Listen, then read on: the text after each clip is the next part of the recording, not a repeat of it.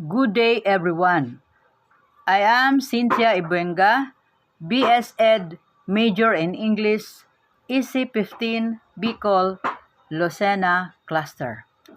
Today, I will present my Global Filipino Educator Innovation Project entitled Bayanihan Digital Storytelling and Authentic Assessment Program. This project focuses on creating authentic and inclusive assessment practice that met international educational standard while remaining relevant to the culture, realities, and needs of Filipino learners. My project combined children and adolescent literature with authentic assessment strategies such as storytelling, reflective journal, role-playing, and technology integration. The goal of the project is to help learners develop critical thinking, creativity, collaboration, communication skills, and empathy. The project includes 1. Community reflection journal, 2. Digital storytelling presentation, 3. Performance-based role-play activities, 4. And technology integrated assessment using Canva and Google Classroom. Impact on learners. The project helps learners become active participants in the learning process. Students are encouraged to express ideas creatively and connect lesson to real-life experience. The assessment also builds confidence, teamwork, reflective thinking, global relevance. This project reflects international educational standard because it promotes 1. Authentic assessment, 2.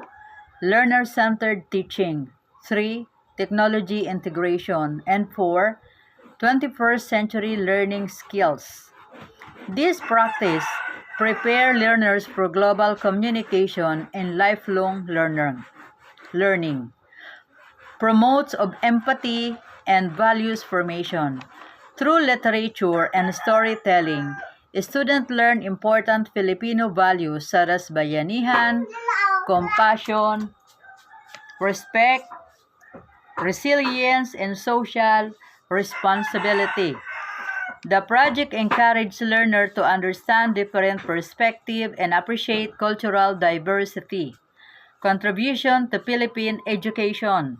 This project contributes to Philippine education by promoting flexible and meaningful assessment practice that can be applied to face-to-face, online, blended, and resources-limited classroom.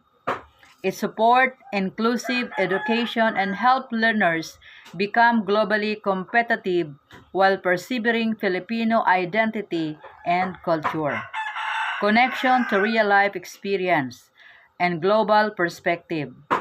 The activities allow learners to connect literature with real-life community experience and global social issues. Students learn how education can help improve society and strengthen relationships within communities. In conclusion, authentic assessment helps learners become creative, critical, and compassionate individuals. As a future educator, I want to become a teacher who inspires learners, values inclusivity, and promote meaningful learning experience. That's all. Thank you and God bless.